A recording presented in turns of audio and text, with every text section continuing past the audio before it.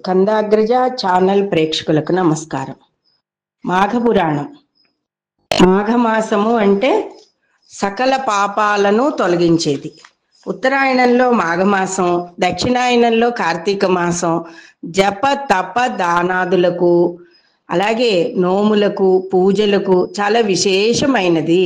అలాగే మాఘస్నానము, కార్తీక స్నానము, అలాగే దక్షిణాయనంలో వచ్చే ధనుర్మాస స్నానములు ఇవన్నీ కూడా చాలా విశేషమైనవి అని మనకి చెప్పబడుతోంది.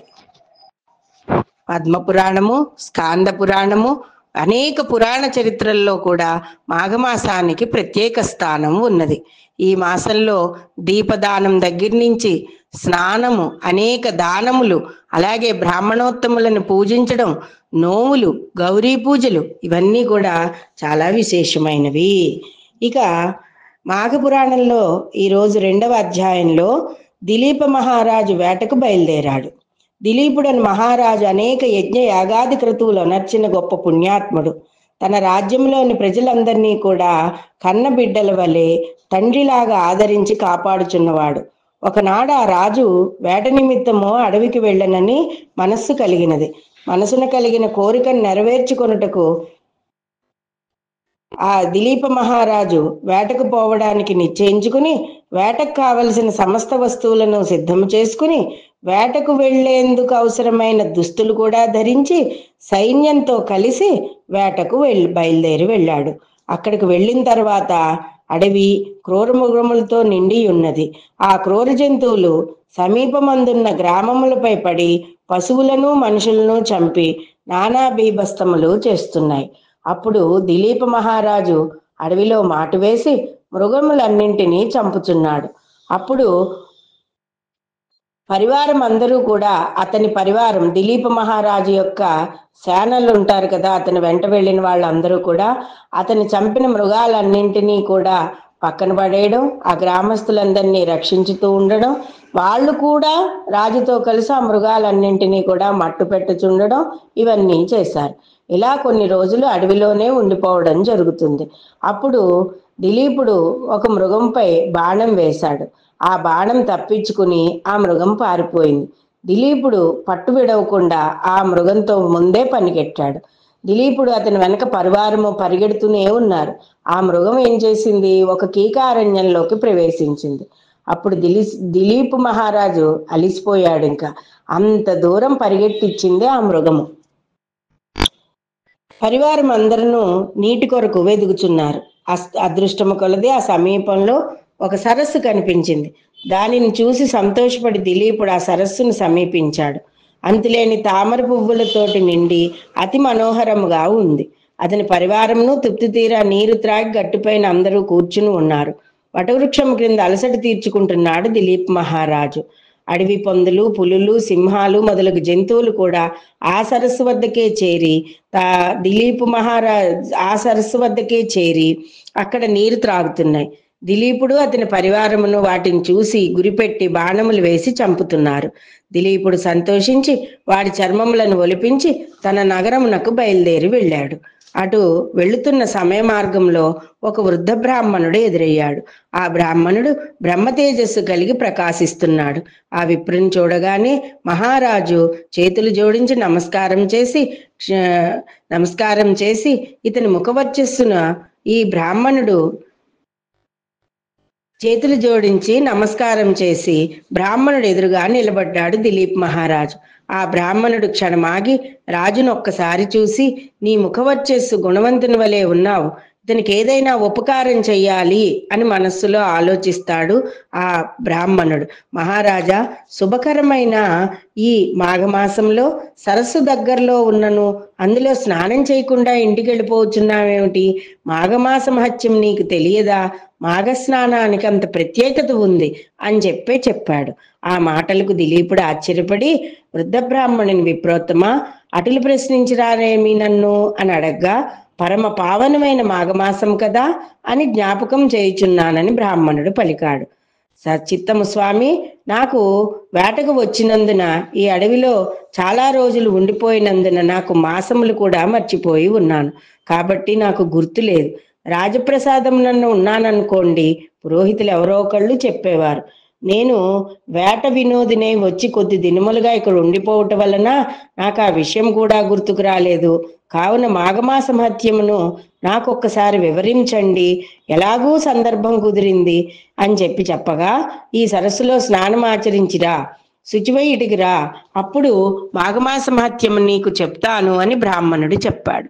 రాజు వెంటనే తాను ఉన్న చోటనే ఆగిపోయి సరస్సుకు వెళ్ళి స్నానమాచరించి దిలీపుడు బ్రాహ్మణుడికి నమస్కారములు చేయగా, దిలీపుని దీవించి, రాజా, సూర్యవంశకులుగురువైన వశిష్ఠుల వారు అప్పుడప్పుడు మీ కడకు వచ్చుచున్నారు కదా, ఆయన వలన మాఘమాస మహత్యం గురించి తెలుసుకొనుము అని చెప్పాడు. ఆ మహామునికి తెలియనిదేమీ లేదు కావున అలా చెయ్యమని చెప్పగా, బ్రాహ్మణుడు తన దారిని తాను పోయాడు. అరే, చెప్తారనుకున్నాను, చెప్పలేదు, మా కులగురువునే అడిగి తెలుసుకోమన్నారు కదా. సరే, పరివారంతో నగరం చేరిన వెంటనే నేను బ్రాహ్మణుడు చెప్పిన ప్రకారము మాఘమాస మహత్యమును వశిష్ఠుల ద్వారా తెలుసుకుంటాను అని చెప్పారు. ఆ సమయంలో ప్రాతకాలమునే లేచి కాలకృత్యములు తీర్చుకుని సకలాభరణములు ధరించి మంత్రి సామంతాదులతో వెన్నవంటి వచ్చుచుండగా వశిష్ఠుల వారి ఆశ్రమమునకు వెళ్ళాడు. ఆ సమయంలో వశిష్ఠుల వారు తన తపములో ఉండడం జరుగుతుంది. శిష్యులు వేదపఠనాలు చేస్తున్నారు. దిలీపుడు ఆ దృశ్యాన్ని చూసి వారికి తపోభంగం కలిగనీయకూడదని కొంతసేపు అక్కడనే ఉన్నాడు. ఎంతటి మహారాజైనానండి, గురువు దగ్గర పిల్లల వలె కాళ్ళు చేతులు ఒబ్బిడిగా పెట్టుకుని నిలబడాలి అన్నది దీని పరమార్థము. దిలీప మహారాజునకు వశిష్ఠుల వారు గురుతుల్యులు. అందుచే గురుభక్తి ఎక్కువగా ఉండడం వల్ల వశిష్ఠుడు తపస్సు నుండి లేచి రాజును కృషులు ప్రశ్నలు అడిగి ఉచితాసనము పైన కూర్చుండబెట్టి అతని రాకకు కారణమేమిటని అడిగారు.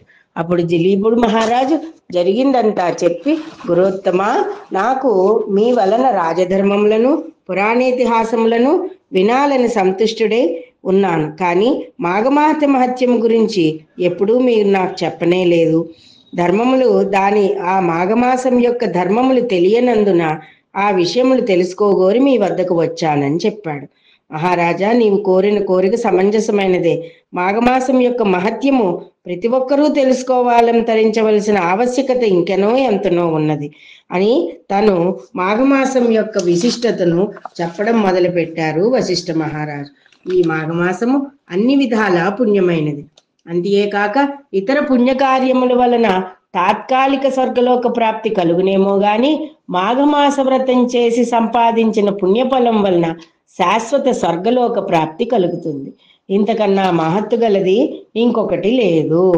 ఇతర దినములలో చేయు క్రతువుల కన్నా, యాగముల కన్నా, నోములు గాని ఏమైనా ప్రారంభించి చెయ్యడం గనక మొదలు పెడితే ఈ మాఘమాసములో చేసినంత గొప్పతనం, పుణ్యం, పురుషార్థం ఇంక ఏ మాసంలోనూ రాదు.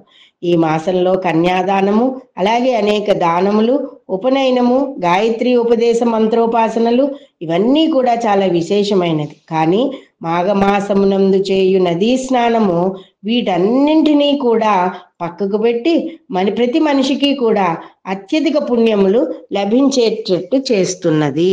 అందుకే ఈ మాఘమాసము అత్యంత పుణ్యప్రదమైనది అని చెప్పడం జరిగిందండి.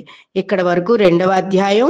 ఇక 3వ అధ్యాయంలో మనం వశిష్ఠుల వారు దిలీప మహారాజుకి 3వ అధ్యాయంలో ఏమేం విషయాలు చెప్పారు అన్నది రేపటి భాగంలో తెలుసుకుందామండి. అంతవరకు ఓం నమో నారాయణాయ, ఓం నమో భగవతే వాసుదేవాయ అని నామస్మరణ చేసుకోండి. దానితో పాటుగా భీష్మాచార్యులు వారు భీష్మ పంచస్తుతి అనే 5 స్తోత్రాలు ఉన్నాయండి. వాటిని కూడా మీరు సేకరించుకుని మా స్కందాగ్రజ ఛానల్లో ఇవ్వడం జరుగుతుంది. వీరు వాటన్నింటినీ కూడా ప్రతినిత్యం పారాయణ చేసుకుని అష్టమి మొదలుగా అష్టమి, నవమి, దశమి, ఏకాదశి, ద్వాదశి వరకు కూడా ఈ స్తోత్రాలను పఠించడం వలన విష్ణువు యొక్క అనుగ్రహం మనకి ఎల్లవేళలా లభిస్తుంది. కాబట్టి అందరూ కూడా మాఘమాసం కూడా కార్తీక మాసం వంటిదే. తెల్లవారుజాము స్నానము, దీపారాధనలు, సంధ్యా దీపారాధనలు, విష్ణు సహస్రనామ స్తోత్రాలు, దేవాలయ సందర్శనాలు, తీర్థ స్నానాలు, దానములు, జపములు, మంత్రోపాసన